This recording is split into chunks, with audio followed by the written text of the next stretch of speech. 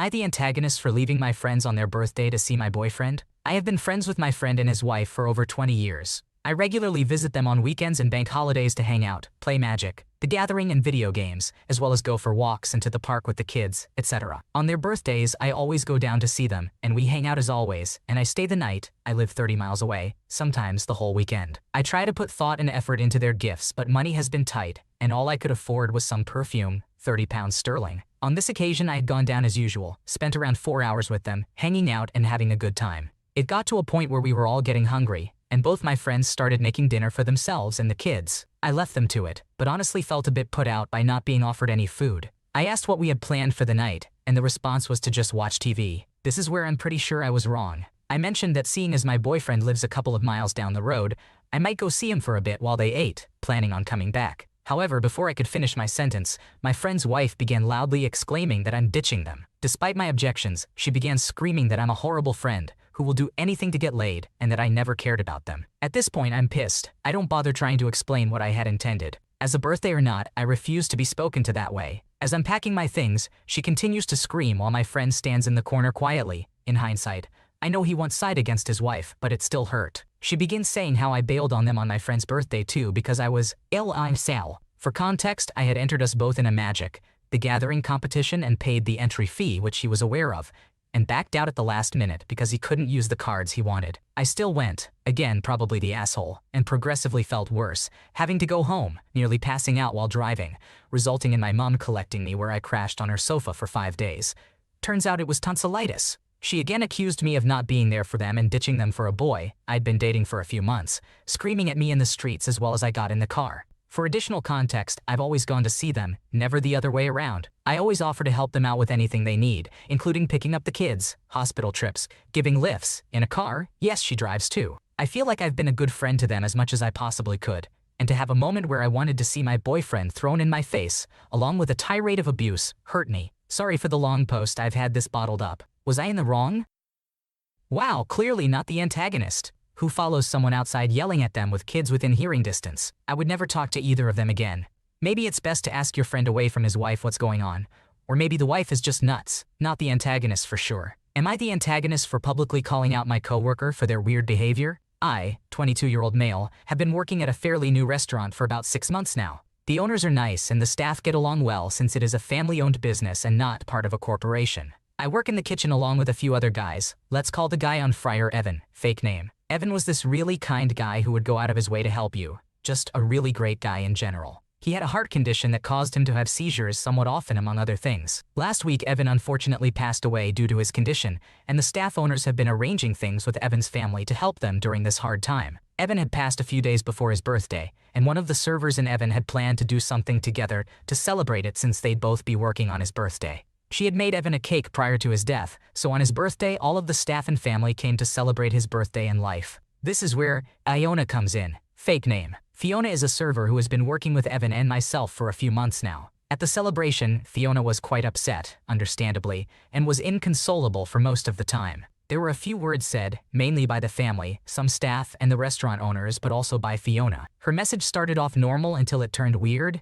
She began talking about how she and Evan were work, husband and wife, and how she will miss seeing him every time they work together. The issue was that Evan's fiancé and Fiona's boyfriend were both in attendance. The fiancé obviously was upset from the fact she had lost Evan, but now Fiona was saying that she was his work wife at his celebration of life. All of the staff were in shock at this. Fiona was a few drinks deep, and she was a bit of a messy drunk, but no one had expected her to say that. After she said this in front of everybody, another coworker of ours managed to get the mic out of her hands and to head home. Nobody had mentioned it for the rest of the night because of just not knowing how to process her sobbing about missing her work husband. Today though, we had a shift together and we naturally didn't talk that much due to working in different areas of the restaurant, but she had been acting off and still very sad. I had heard from another server that she was still going on about how hard Evan's death has been on her as his work wife, and that she should receive time off. I'm not too sure why I took it so personally, but I asked her in front of all of the staff that was working, most since it was a busier night, why she was acting like she was his actual wife. She got upset, saying I had no right to talk to her like I did,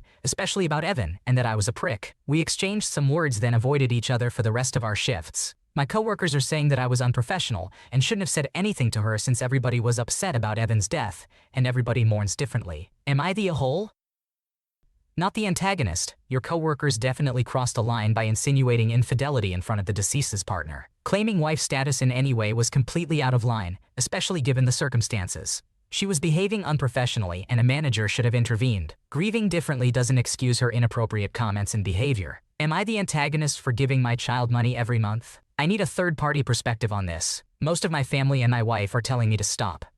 I can't tell if my judgment is clouded because she's my daughter. I'm married to Lisa, 53 years old. We have a daughter together, Ange, 24 years old. She's our only daughter. I'm quite well off now, but when I was younger, I grew up poor. My wife has always been more upper class and had extremely wealthy parents. Raising Ange, we tried our best to make sure she lived comfortably while also teaching her the value of money. She got a part-time job through high school and college. We made her save it all and gave her an allowance out of our own pockets. We assumed Ange would do well in university with budgeting, and as a leaving gift, we decided to pay her rent so she could focus on her studies. She did do that, graduated with a first-class degree in engineering, but she also took on a lot of debts. About £6,000 worth in overdraft fees, which stopped becoming interest-free last year. The job market seemed to be brutal for graduates her age, so she never got a job in engineering. Instead, Ange now works in a cafe making a little more than minimum wage and does extra side jobs too. Ange lives with us. As a condition of her staying, she pays rent. Lisa's idea. I disagree because we have more than enough money to let Ange stay rent-free to build up her overdraft payments. And my wife sits down with her monthly to draft a financial month plan. Ange has to show her the statements on her card and they go from there.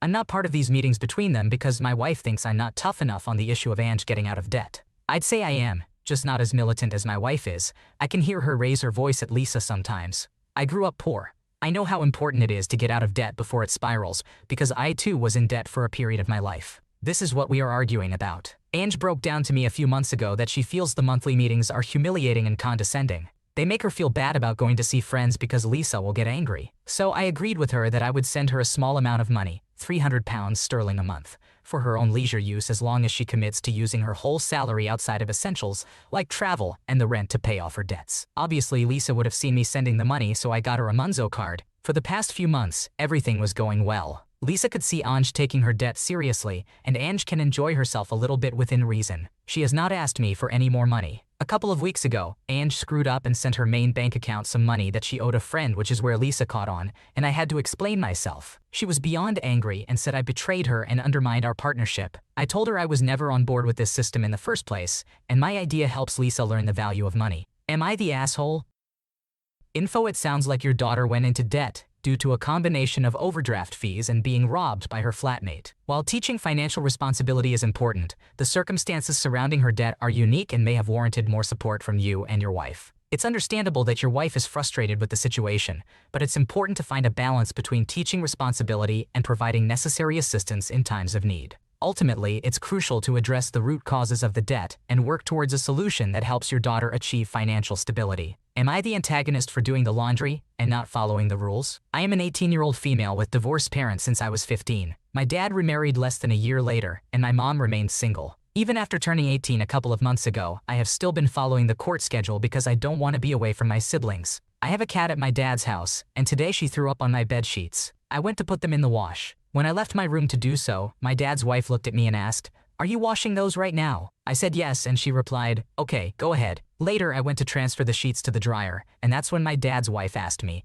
"Is it your laundry day?" She had designated laundry days, and I do my laundry on Sunday night before school. I explained that my cat had thrown up on my sheets, so I needed to wash them since I was going to my mom's later and didn't want my room to smell. She then started to throw a fit, and I got fed up. I went to transfer the sheets to the dryer and called my dad to ask what the big deal was with her. While passing his wife to go to my room while I was still talking to him, she told me, "Sit down and talk. Don't give me any attitude." I responded that I was on the phone with my dad, to which she replied, "Oh, don't worry, I'll call him up later as well." When I sat in my room to continue talking to him, I told him what had happened.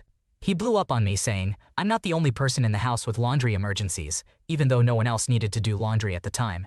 I'm trying to break his marriage apart and have been for years. I never did anything and stay in my room 24/7 at my dad's. No one wants me in the house. My therapy sessions are BS as I give everyone else problems, despite my suffering from panic attacks and depression. Don't you just go live with her, Mom? I don't know why you're still in my house, even though I'm here for my siblings. And finally, respect my wife and speak to her." For context, I stopped talking to his wife at 16 because she is very two-faced, talks poorly about my mother, whom she has never met, and talks about me to my dad on a daily basis in a rude way. I'm at my mom's house right now with my siblings. At 7 p.m. he called on the phone to say goodnight like usual. When he called my phone, he casually asked, "What's up?"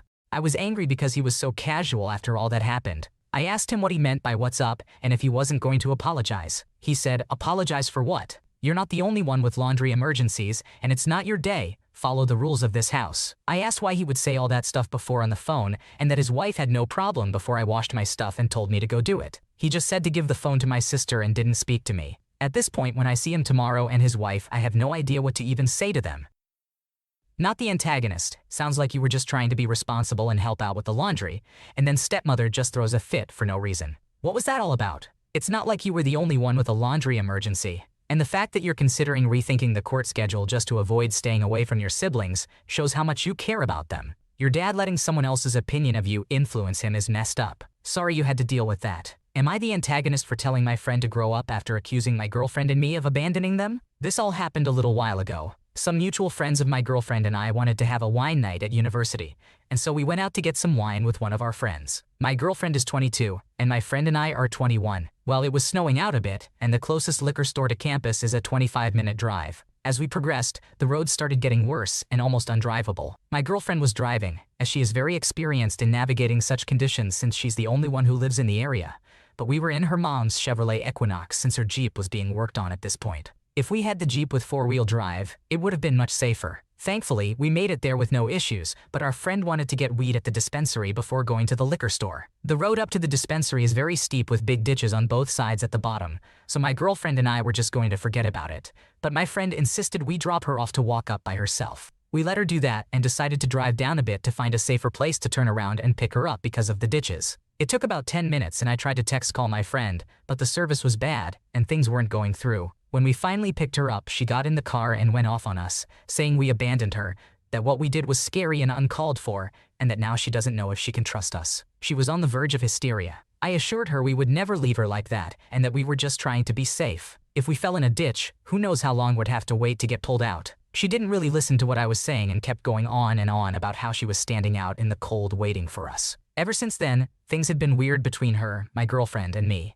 She and I had a cordial conversation where I once again tried to explain how we were trying to stay safe as people literally die, going out in the snow, and getting stuck waiting for help. It seemed like I was starting to get through to her, but then she went and talked to my girlfriend and was really nasty. The first thing she said upon entering my girlfriend's room is, "So, do you have anything to say to me?" She never apologized for the things she had said to us, even though I apologized for scaring her. After that whole thing went down, I started distancing myself, but also for some other factors that I won't get into. I also didn't feel comfortable with the fact that she was treating me nicely, but my girlfriend horribly. At some point, she must have realized that I was keeping my distance and came to ask me about it, to which I told her I didn't like what she was doing and that she needed to grow up. Am I the asshole for this whole situation? I think she does have a lot of past trauma that might have contributed to her reaction, but still, I didn't think it was right to accuse us of that. Not the antagonist. Your friend's immaturity is showing by throwing a tantrum over a misunderstanding and expecting apologies for her own wrong actions. You were just trying to prioritize safety and she overreacted. Stick to your guns and don't let her guilt trip you into feeling bad about this situation. Am I the antagonist for saying I'm glad I was adopted separately from my siblings? My 28-year-old male, biological mother was severely mentally ill and unequipped to take care of children. But it wasn't something anyone realized until she already had 5 kids. I was the oldest. I was 5 years old when my first sibling was born, and I instantly became a father figure.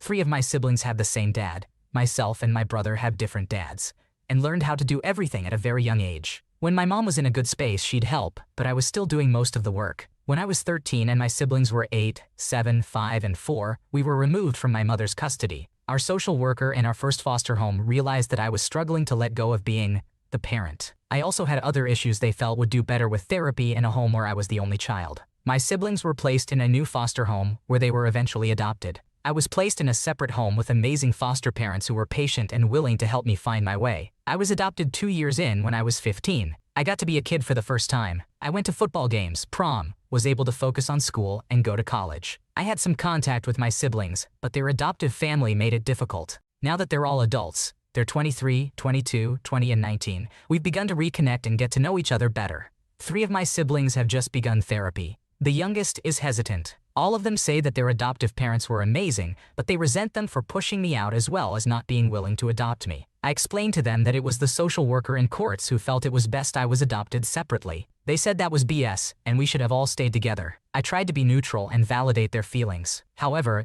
they then began criticizing my adoptive parents and said they were wrong for adopting me and not trying to advocate for us to be together. That was my line in the sand. I said my adoptive parents did the best thing for me and it's what I needed. The 23-year-old then asked me if I'm happy we were separated. I said I'm not happy about our life circumstances that led to these choices being made. But given they were our circumstances, I'm glad I was given a chance. My 22-year-old and 19-year-old sisters actually understand where I'm coming from and have since come around. However, my 23-year-old brother and 20-year-old sister think it was a nasty thing to say. I said I don't appreciate my parents being spoken about that way, and I'd never trash-talk their parents. Plus, it's my truth just as much as it is theirs when they admit they had a good childhood, and were happy they were adopted. Important info. 4 of us who attend therapy do have family counseling sessions. However, they're about once every 3 months due to insurance, and we won't see her again until July. Am I the asshole? Not the antagonist. It's tough being a separated sibling who entered care at a young age, especially when you were parentified and forced to take on responsibilities beyond your years. Your adoptive parents provided you with a needed home during a difficult time, and it's not your fault for the circumstances that led to this. Your siblings may be too young to remember all the details, so take it as a compliment that they wish they had you growing up. The real are the people who didn't step up and kept getting your mom pregnant. Therapy could help your siblings understand the situation better and why those decisions were made. Thanks for watching. When you subscribe, make sure to hit the bell to turn on notifications so you never miss a video. To finish listening to all the stories, check out the playlist in the description.